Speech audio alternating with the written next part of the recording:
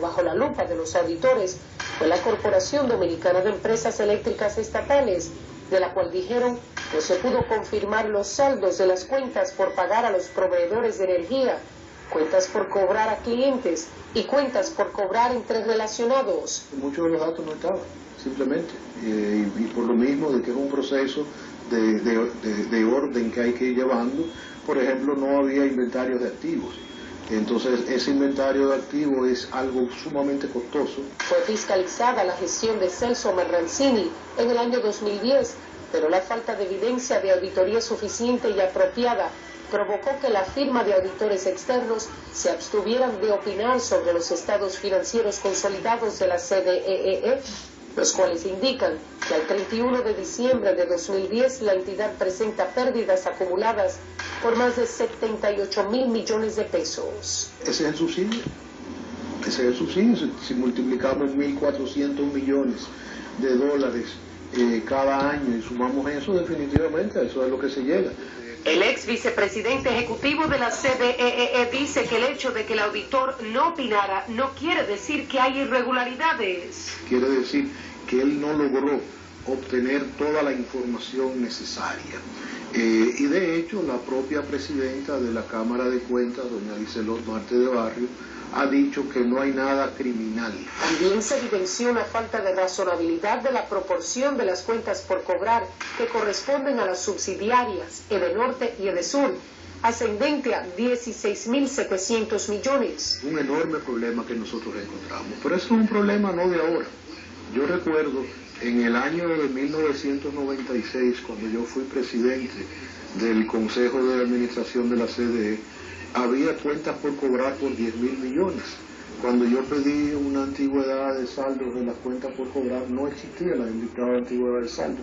O sea que realmente uno no sabía si eran cobrables o no cobrables. O sea, nosotros tenemos una auditoría que ahora mismo no nos sirve para nada, porque no nos dice nada. Lo que nos está diciendo es que no se puede hacer trabajo porque no hay información. Los auditores tampoco recibieron documentación soporte que respalde la razonabilidad de cuentas por cobrar a clientes y acumulaciones por pagar por aproximadamente 582 millones y casi 172 millones. Tampoco se pudo obtener evidencia que permitiera a los auditores llegar a una conclusión sobre los montos por cobrar mantenidos por la subsidiaria EDESTE a los ayuntamientos de la zona este del país por aproximadamente 592.1 millones. Es el mismo problema, es un problema ancestral que tiene el sector.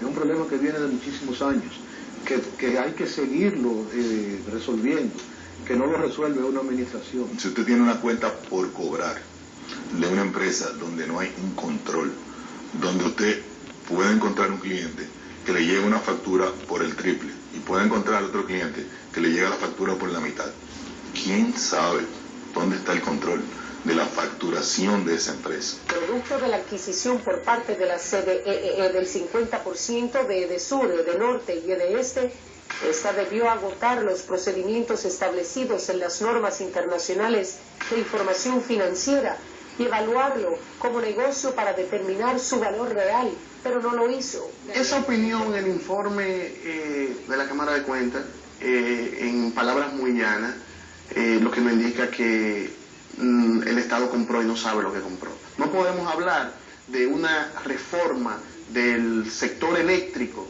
no podemos hablar del pacto eléctrico en la República Dominicana si no conocemos cuál es el estado de situación financiera de estas empresas. Los estados financieros están ahí, o sea, lo que hay que saberlo es interpretar, y es parte del problema, que mucha gente no sabe interpretar un estado financiero, y cuando dicen que no hay opinión o que hay notas anexas a los estados financieros, la gente inmediatamente piensa en irregularidades, y no es así. La auditoría reveló que las condiciones encontradas en la entidad indican la existencia de una incertidumbre de importancia relativa que pueda proyectar una duda trascendente sobre la capacidad de la compañía para continuar como negocio en marcha sin el apoyo económico del gobierno central. Eso es cierto, totalmente cierto. Es tan así que en el año de 1997, cuando yo leía los informes de auditoría, auditados por una empresa extranjera también, yo decía, esta empresa está quebrada. Y alguien me dijo, no, esta empresa nunca quiebra. Y yo dije, es cierto, es el país el que quiebra.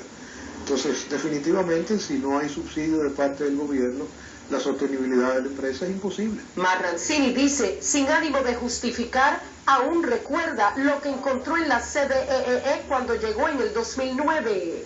Yo me encontré con una famosa Ruta 20, que esa Ruta 20 era para, a los que estaban en esa lista no se le leía el contador.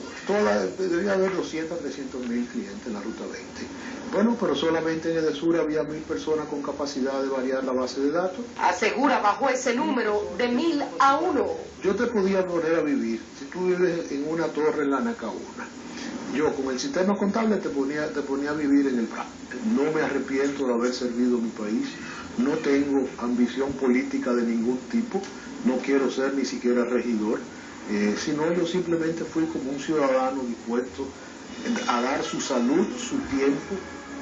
La Cámara de Cuentas ordenó remitir el informe a la CDEE y al Contralor General de la República para que proceda con las medidas pertinentes en ocasión del dictamen de abstención, donde se expresa que no fueron observadas las disposiciones legales, reglamentarias y normativas de cumplimiento obligatorio en materia de contabilidad gubernamental, mientras que en los casos de ETEP y EGEIP, además, deben ser remitidas a la Dirección de Ética e Integridad Gubernamental.